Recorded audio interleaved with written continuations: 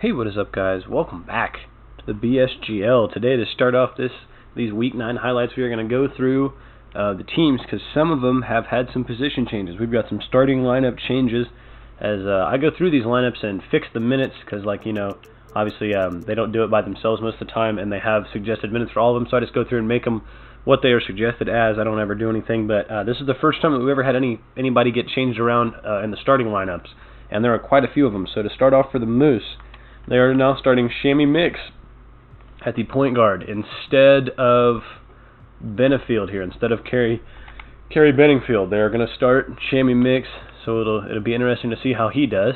The next team with a position change, the Hilltoppers, have taken out Acock for Holland Corn. Holland Corn is now going to start at the shooting guard, and Nogel Eastern is going to get moved to the small forward, as they are going to take out Acock. He was the starting small forward up until this point, and they are going to replace him as of right now. As we look at the next team for the Royals, Tex Raven down here, the point guard, has been taken out, as Tyus Rogers will now be the starting point guard for the Royals. He was pretty decent off the bench, and I guess they're gonna give him the keys now to the offense. Next up for the Legends, they were the only team to have two people get switched out, as Tarico Marks and Rex Reddish are going to take over at the guard positions. They took the place of Admiral Barros and Walker Kimbrough. Both of these guys got taken out. Barros at 20 or an 82 overall, one of the highest in the league, besides every team's star, obviously, like Reggie George here. But yeah, he's going to be the new starter for them.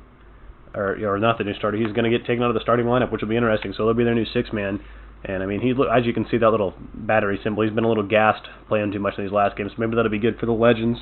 Next for the Sting, Sean Villa is going to be the starting shooting guard from here on out, as he is going to replace Quindari Quigley. Yep, he was decent. As we can see his stats here, not a whole lot of points per game, and really not a great shooting percentage. Maybe I was wrong. And Villa's been lighting it up with 17 points a game and 50% shooting. So yeah, you can tell that that's the right move to make here for the Sting.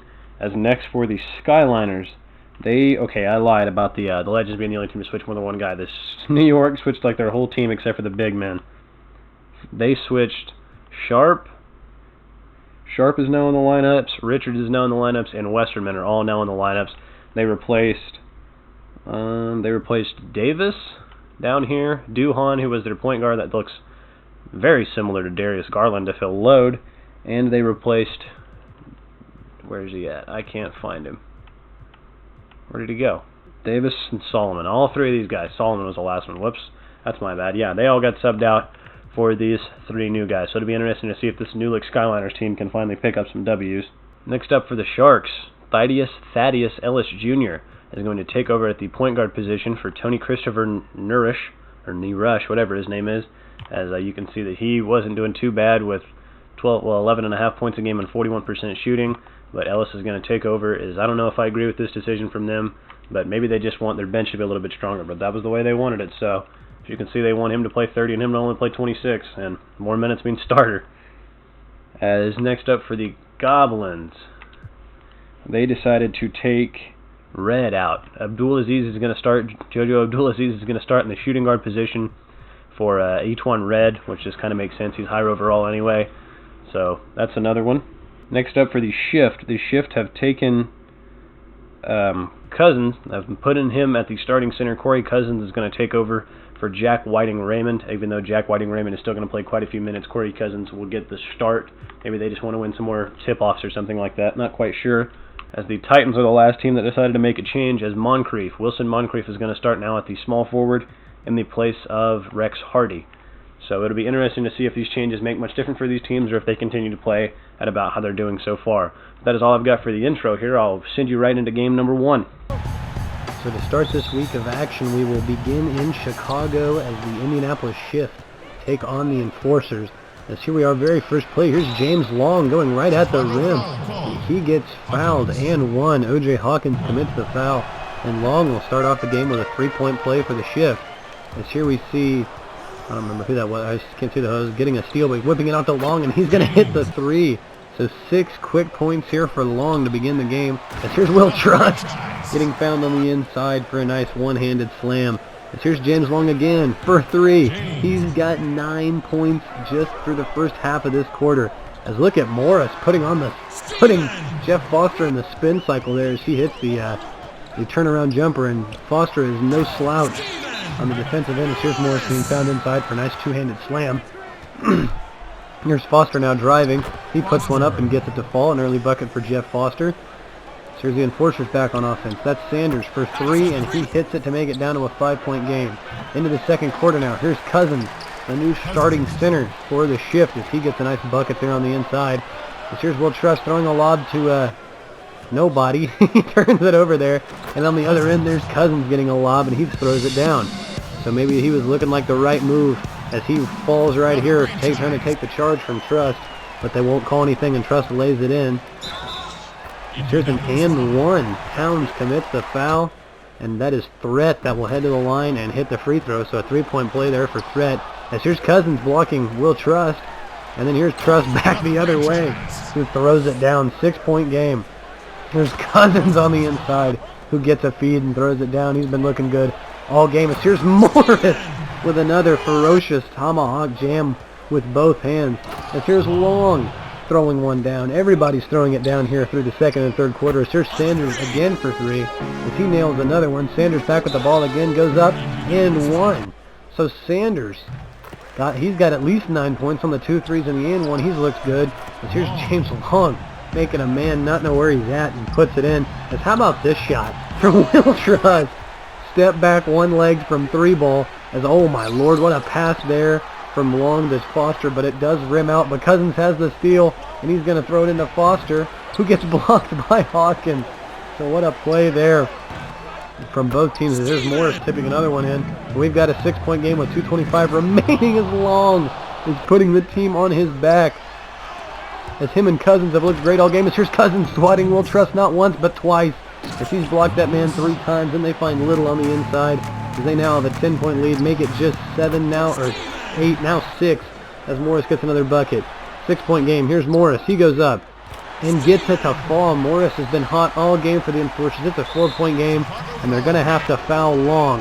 He's headed to the line, hits his first free throw, and hits his second, and that just might ice the game, and it will, as the Indianapolis Shift defeat the Chicago Enforcers in Chicago. A really good game from James Long and their new center Cousins. We only had 2 games through through day 1 of action, as we see that the Townhawks defeated the Brigade in Brigade territory. The Townhawks just pick up their 2nd win of the season. Of course, they got that first one on that big-time buzzer beater from Xander Myers. So you see that DeJuan Jones put up 14 points, 18 rebounds. Been a nice game from him, 3 blocks as well. Woodard and Elliott with 40 points combined for scoring for them, but it was not enough to get them the win. As we see Somerton led the way for the Townhawks with 20 points. Really nice shooting night from him, 5 for 7. I mean, you got to shoot more if you're 5 for 7, right? Myers had 17 points, 14 rebounds, 4 steals. Pretty good game from him. 4 for 14 from the field, which isn't too great, but it was enough to get him the win. That's what matters. As we see the Enforcers defeat the Shift, or the Shift defeat the Enforcers in Enforcers territory. Morris led the way for the Enforcers with 32 points. He's pretty much been leading the way in scoring all year. Will Truss at 21. Not enough really assists from him that we usually like to see, and it wasn't his best night shooting either, as Sanders added on 17 as well. Going to the Shift box score, Long was hot all night. He had 34 points. As we see the new center for them, Cousins, came in and put up 20 points and 19 rebounds and 7 blocks. What a game from him. As Foster really didn't do much. He only had 4 points, 2 steals and 2 blocks, which was nice, but 15 boards, but still not a great game from him, as he was just 2 for 10 from the floor, as we will head into the second game of the week. So here we are checking out some box scores from day 2. As in day 1 we saw the Shift beat the Enforcers. In day 2, the Buzz go to the Skyliners and defeat the Skyliners by 31. As the Skyliners apparently switching up those starters did not help them much.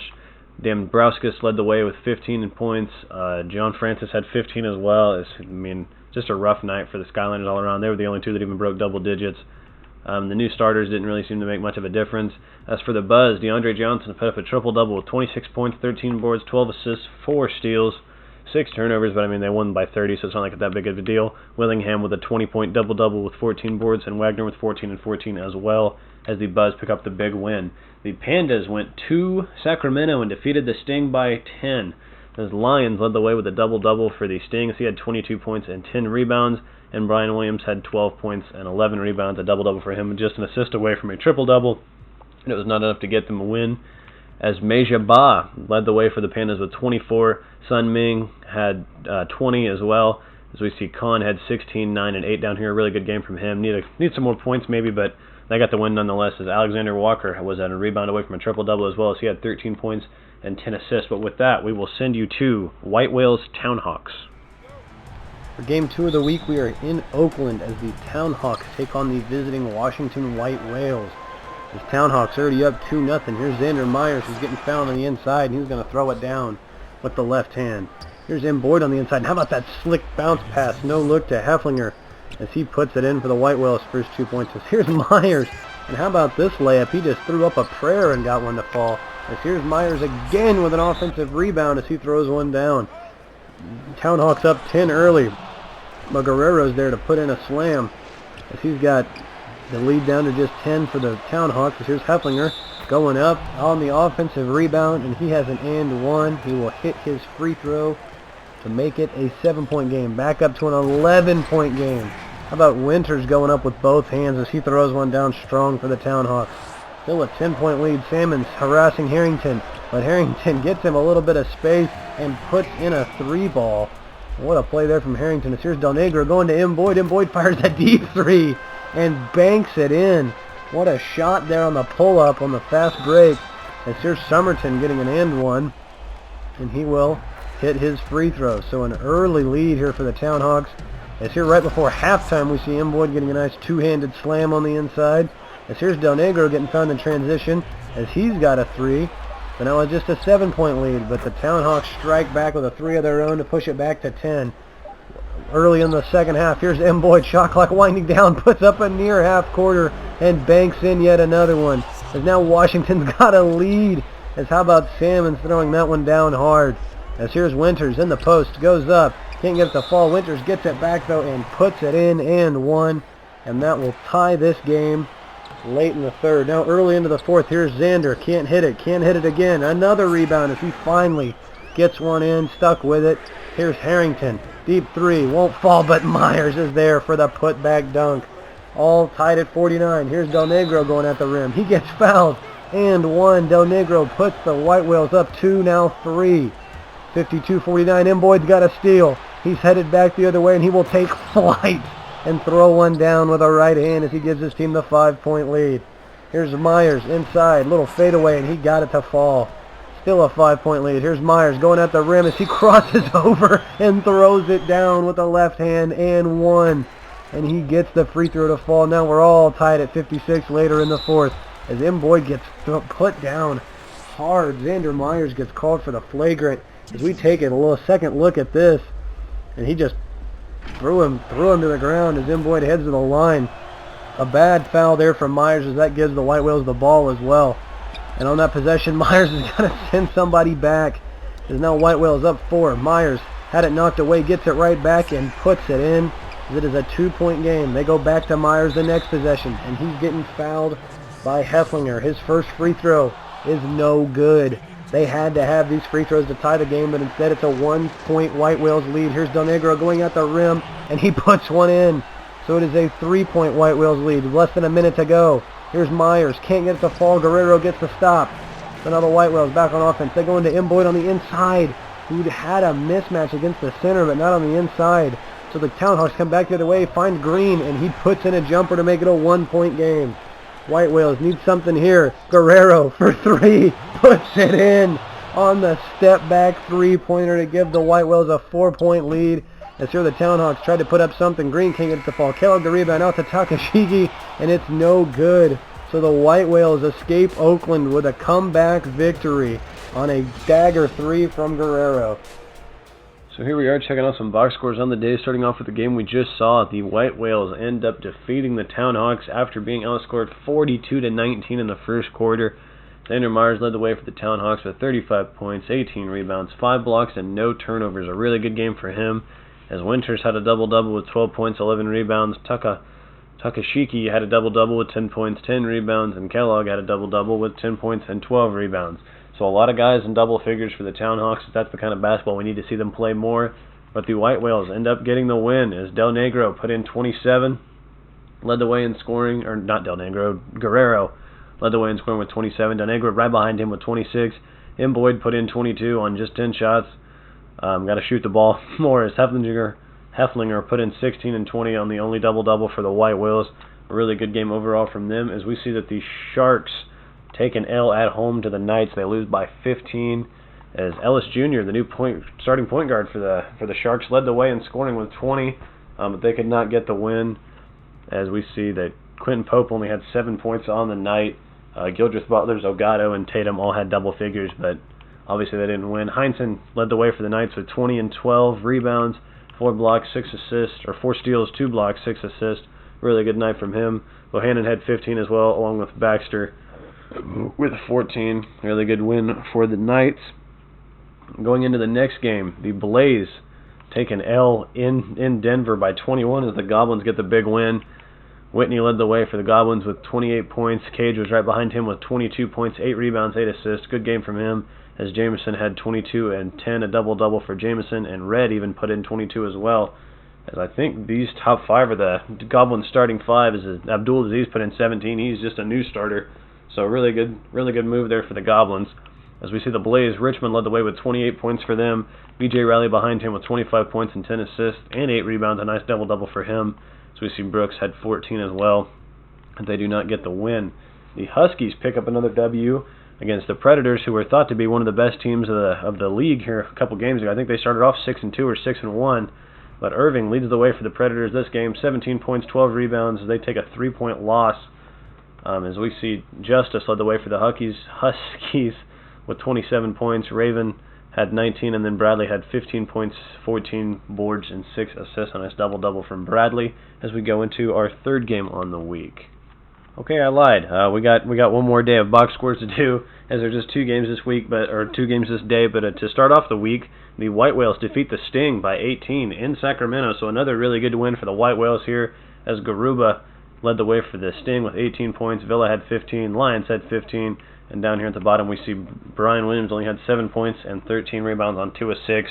I mean, even when you're shooting that poorly, you got to take more shots. As for the White Whales, Jones put up 22 off the bench for the White Whales. Del Negro had another 20-point game.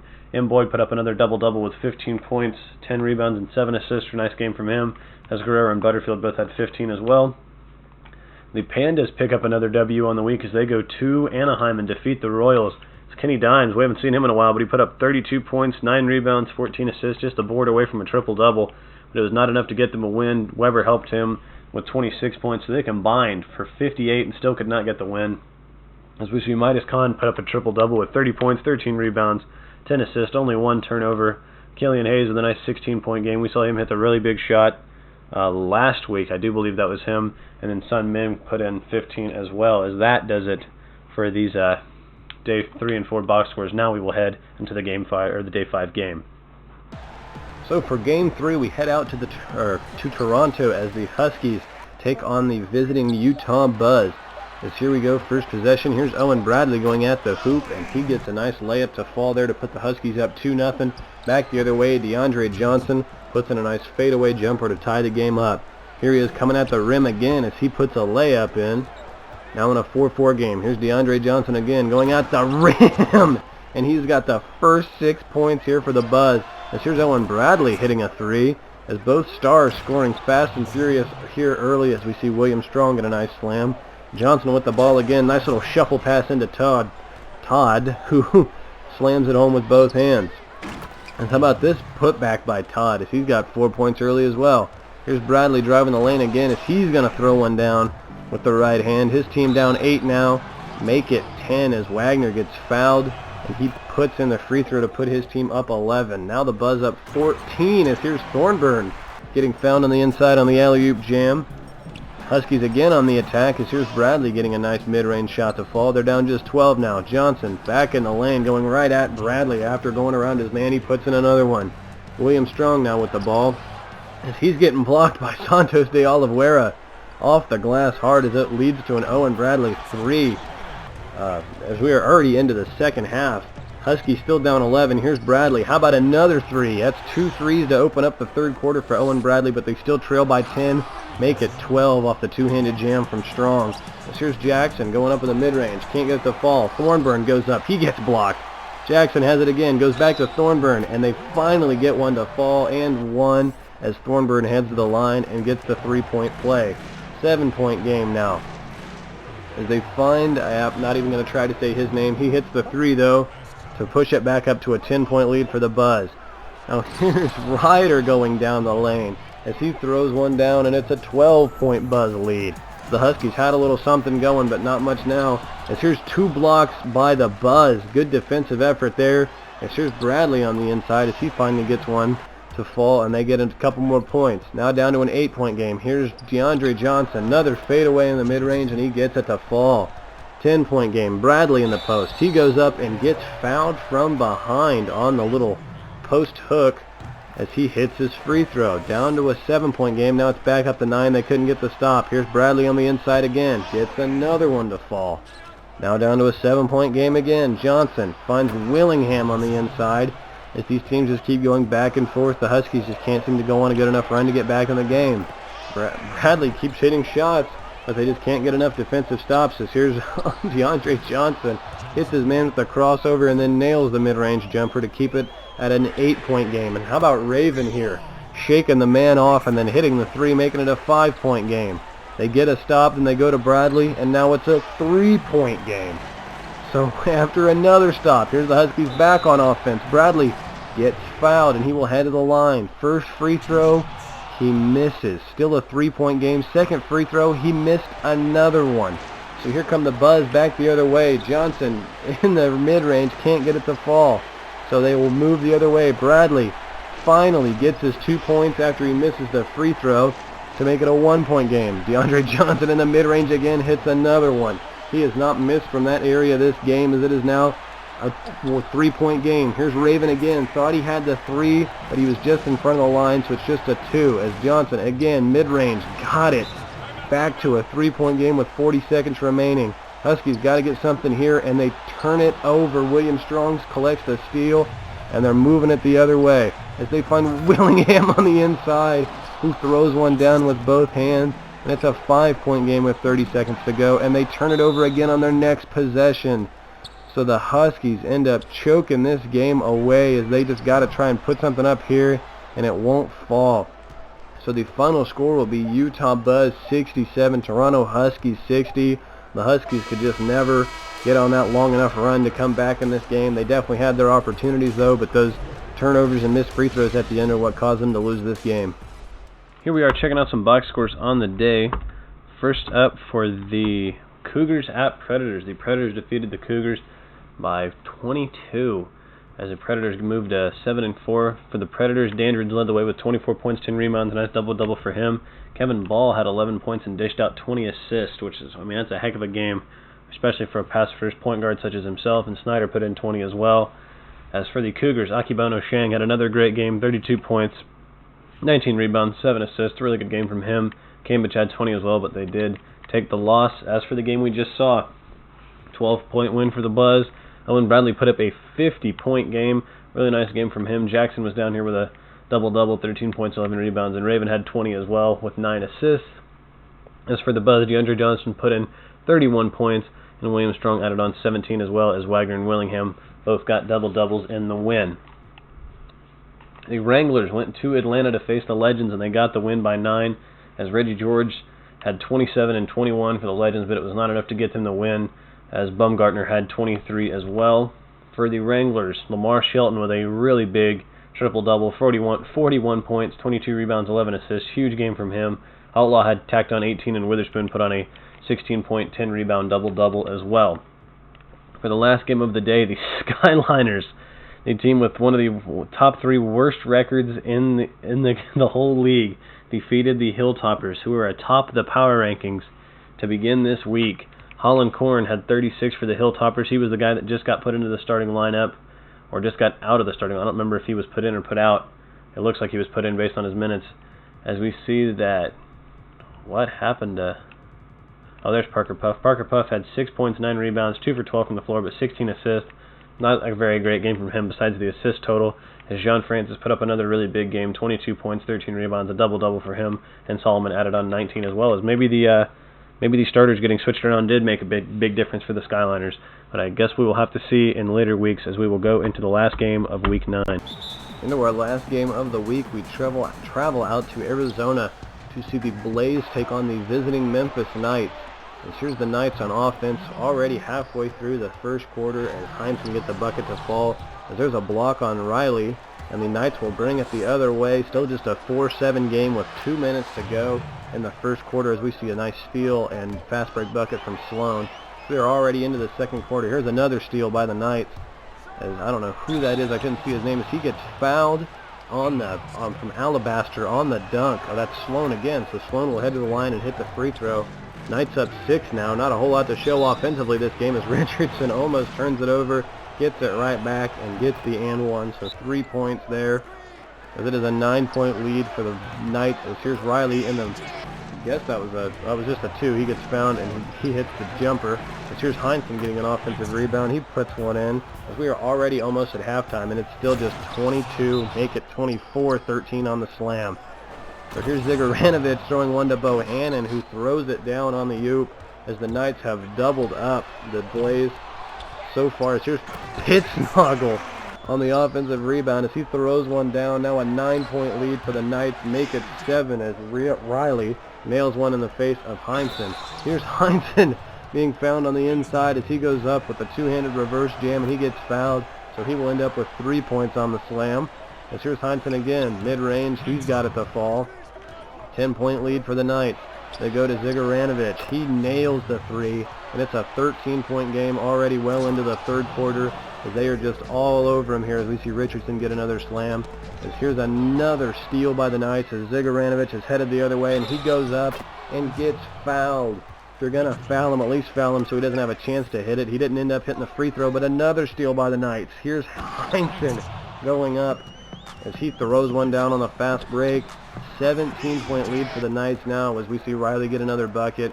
And here's Richardson in the corner for 3 on the break. He hits one, and this is getting rough. 18-point lead now for the Knights. Now it's up to 20 as we see Johnson hit a 3 to make it a 17-point game.